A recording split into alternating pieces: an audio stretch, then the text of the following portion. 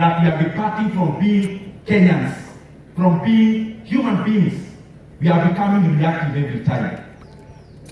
The second thing, tumesema from here Kiharu, to Nanyuki, to Kisumu, to Pwani, to Northeastern, to Nairobi. All Kenyans are telling the government in one voice. We as Kenyans do not want the facility of Ebola here in Kenya, in America.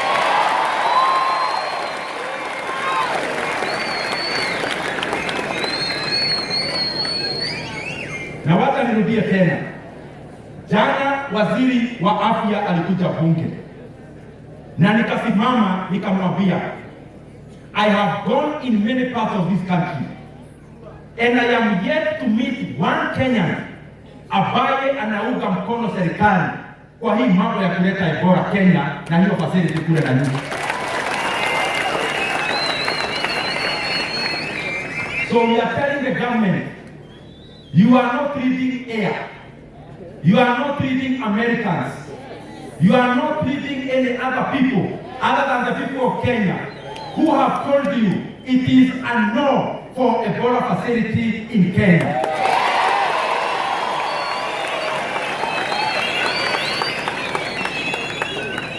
Hatuwezi fanya hizi jukumu zote tunafanya katika elimu, alafu watu wengine watuwagushe kwa upande wa afya.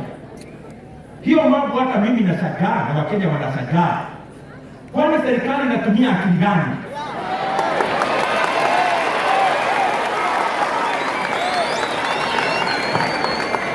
Kama tunatumia akili ya kujali Wakenya, ni vizuri tunasikiza Wakenya. Na tukisikiza Wakenya wamesema kwa kauli moja, waziri na serikali yote Wakenya, Kenya mzima wamekataa hiyo mambo ya kuletewa facility ya Ebola na US hapa Kenya.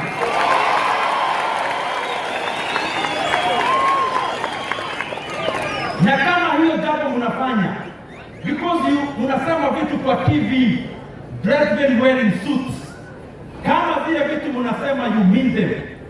Nyinyi wakubwa wa serikali, wacha tuwaone JKIA mukilaki hao watu wa Ebola, nyinyi mkiwalaki vile mnalaki watu wa tourism.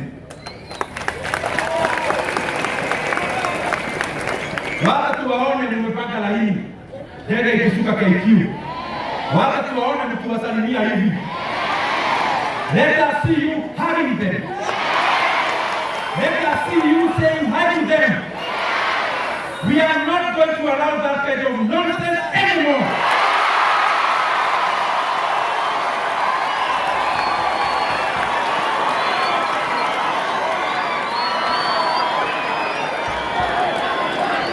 And we are telling you watu ya serikali, muache kuweka vidole katika macho za Wakenya. Muache kutisha Wakenya tafadhali. Kama Wakenya ndio wameweka serikali katika uongozini, listen to them, listen carefully. Wakenya wamekataa colonialism. Wakenya wamekataa ati nchi ya Amerika. Wao wenyewe wanasema hawataki Ebola kwao.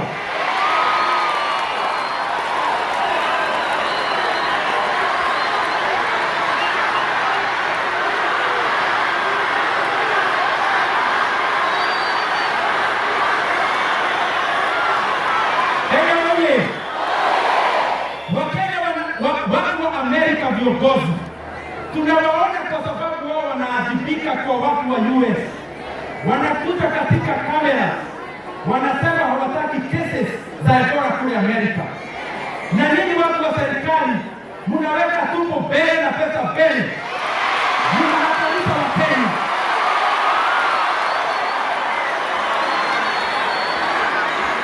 We want to tell you, enough is enough. Muache.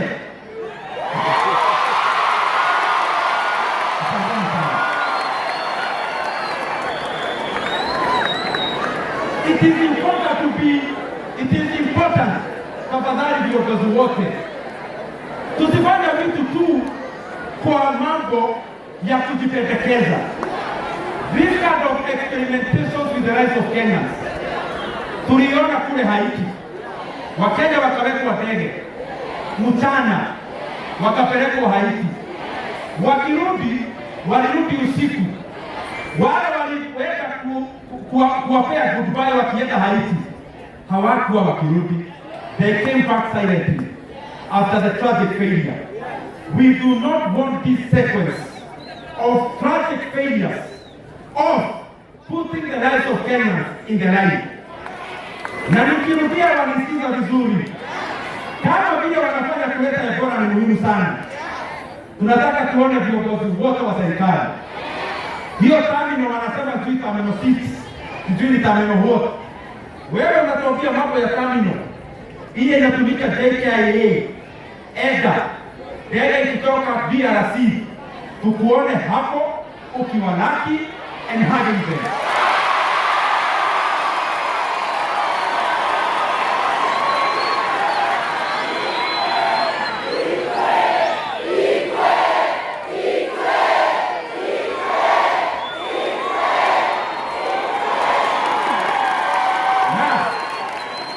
Na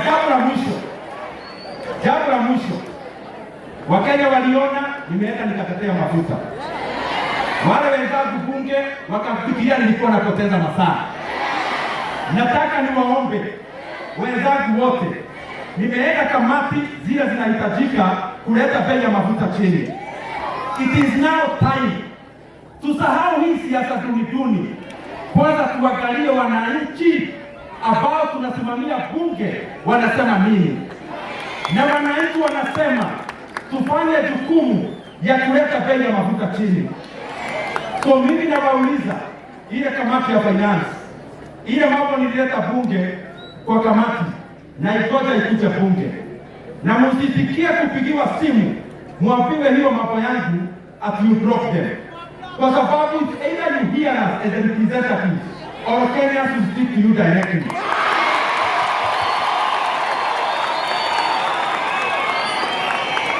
Na ya mwisho, tukiweka hiyo bajeti jana na tukadebate na nikasema hiyo maneno pale bunge, that we have budgeted pesa ya elimu ya capitation ambayo budget imeletwa na serikali inadebetiwa, inapitishwa leo, kwa sababu unajua bunge ishanunuliwa, sasa maneno iko hivyo.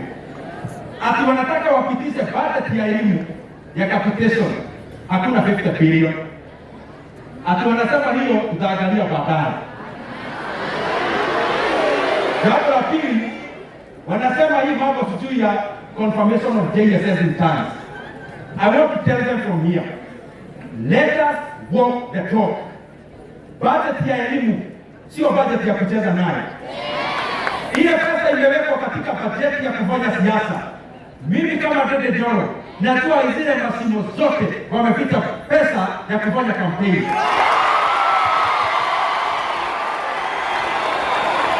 Mtole na wauliza watoe hiyo pesa, wakianza ofisi za mabwenyenye kule juu. Hiyo pesa ya kuomba wa Kenya muondoe mulete katika elimu. Na katika elimu pia, judiciary yetu imeongea na ikaongea vizuri. And our judiciary is very clear that hii maneno ya kupea our JSS interns prolonged internships, koti yenyewe imepiga hiyo marufuku. So I'm appealing to the government, the TSC. Wakenya na walimu wote wa Kenya wanasema hivi, the confirmation of all the 44,000 JSS interns sio kitu wanaomba serikali. It is something that we are demanding to be done.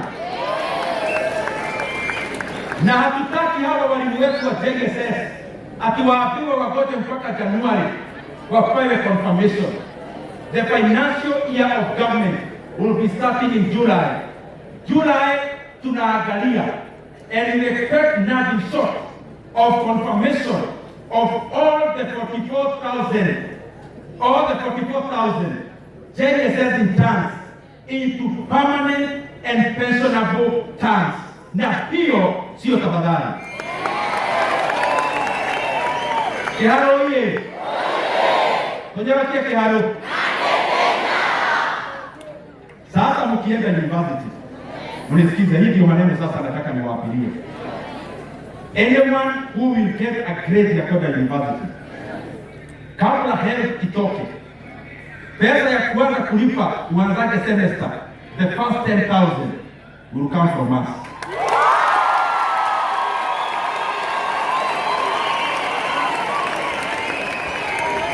Jambo la pili, wewe ung'ang'ane upate grade ya kwenda university.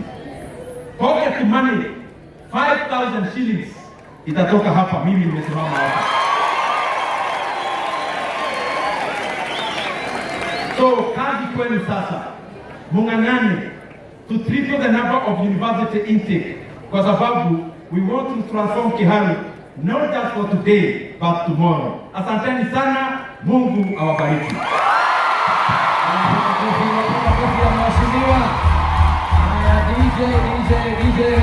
Uketi, kuna sub county director ambaye ako na zawadi ya mheshimiwa. Sijui sub county director ako karibu, unaweza kuja ili uweze kupea mheshimiwa zawadi yake, ndio sasa tukimbia hapo kingine. KBT 345K tafadhali ondoa gari yako. KDA 734E tafadhali gari yako pia tuondolee, dakika moja karibu. Thank you very much, our honorable MP, all our guests, speakers, walimu ambao wako hapa, wanafunzi, hamjambo? God is good. Yes, I want to take this opportunity to thank our MP for the good work he is doing to our young children, because this is laying a good foundation in their lives. Today is a very important day because it will be a turning point to most of you, because you are going to make a decision on your career path. Otherwise, thank you very much, and as I conclude, I want to say this. We are not ignorant of what is happening in our schools, and we have closed some of our schools because of tension, because we don't want our schools to be banned. And I'm advising the principals who are here that if you detect any tension, don't wait, just close the school so that we avoid this banning of our schools. At the same time, I want to appeal to our students, don't be copycats. Don't copy those who are doing wrong. Because there are some schools, the students are saying, we don't want to continue in the school because a certain school has gone home. So don't copy other schools. Stand on your own and start to be counted. 2 weeks ago we had our education day, which was sponsored by the area MP, Honorable Didi Nyoro, and we had prepared a present for him, and therefore I want to ask some people to bring that present so that we can present it to our MP for the good work he is doing to our children.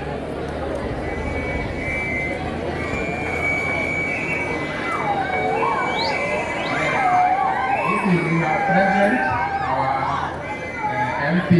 Because of good work, we had our education day, which you sponsored, and we appreciate your support. Thank you so much. Wapi makofi, wapi makofi, wapi makofi. Haya, Kiharu! Kiharu! Oza! Tunawakia Kiharu! Umefurahi? Tumeenda vizuri? Kwa sasa ningetaka kumuita CJ before niite mtu mwingine. CJ uweze kukuja hapi. Wapi makofi ya CJ? Karibu sana. DJ muguzie kawimbo kia